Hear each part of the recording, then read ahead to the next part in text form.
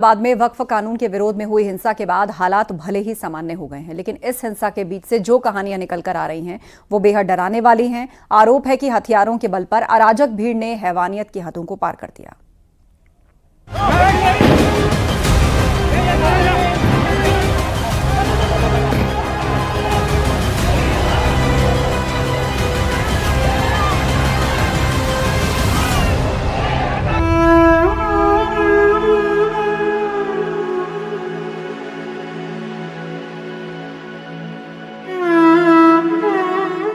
मुर्शिदाबाद की दिल दहला देने वाली कहानी। हिंसा के बाद रोंगटे खड़े कर देने वाला सच। अराजक भीड़ का सामना करने वालों की गवाही। मुर्शिदाबाद से मालदा तक हिंदू परिवारों के जख्म। अपने घर से दर बदर हुए ये परिवार उस हिंसा का सामना करके आए हैं जिसे देखकर, सुनकर और उसकी कहानियां बयां करके ये सहम उठते हैं।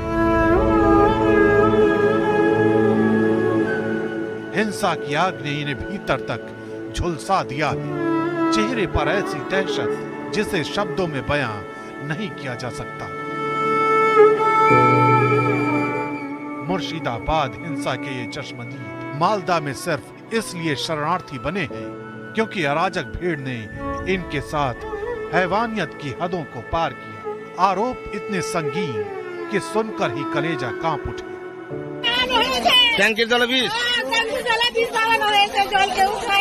আগে দিয়েছে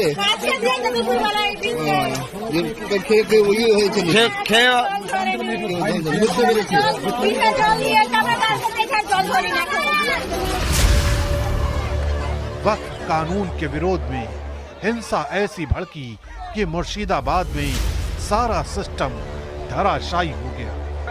घरों में तोड़फोड़, सड़कों पर आग जली, महिलाओं से छेड़छाड़ और जिंदगी छीन लेने की साजिश। सब कुछ एक झटके में तहस नहस कर दिया गया।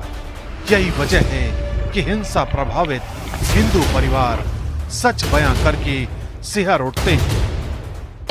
মানে আমাদেরকে আক্রমণ করেছে মুসলমানেরা, বম, পিস্তল, তারপরে চাকু চালিয়েছে, ছেনি চালিয়েছে, বম চালিয়েছে আর আমাদের বাড়ি লুটপাট করেছে।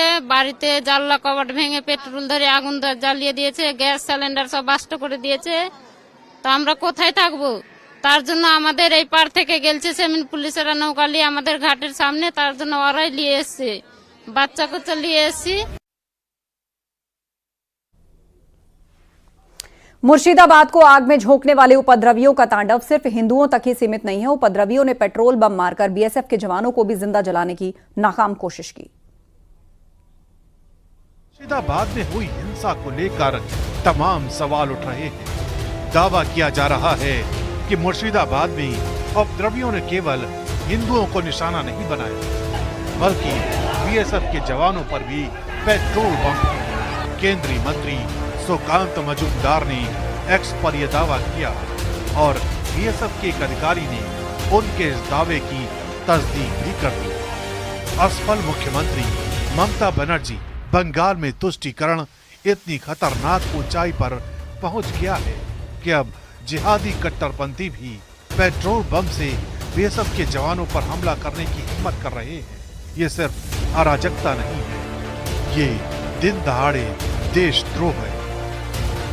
शुक्रवार के बाद मुर्शिदाबाद के 2 थाना क्षेत्रों में सूती और शमशेरगंज में स्थिति तनावपूर्ण बनी, तो प्रशासन के द्वारा अनुरोध करने पर हम लोगों ने अपने ट्रूप्स मोबिलाइज किए और अगले दिन उस मोबिलाइजेशन में ट्रूप्स हमने और ऐड किए और आज की स्थिति में हमारी 9 कंपनियां मुर्शिदाबाद के 2 थाना क्षेत्रों में डिप्लॉयड हैं और ज्यादातर जो भी हॉट स्पॉट है हम सभी उस जगह पे मौजूद हैं। पुलिस और प्रशासन के साथ पूरा सामंजस्य और तालमेल के साथ हम काम कर रहे हैं। फिलहाल मुर्शिदाबाद संगीनों के साए में चप्पे चप्पे पर पुलिस प्रशासन का पहरा है। लेकिन सवाल एक बार फिर पश्चिम बंगाल की कानून व्यवस्था को लेकर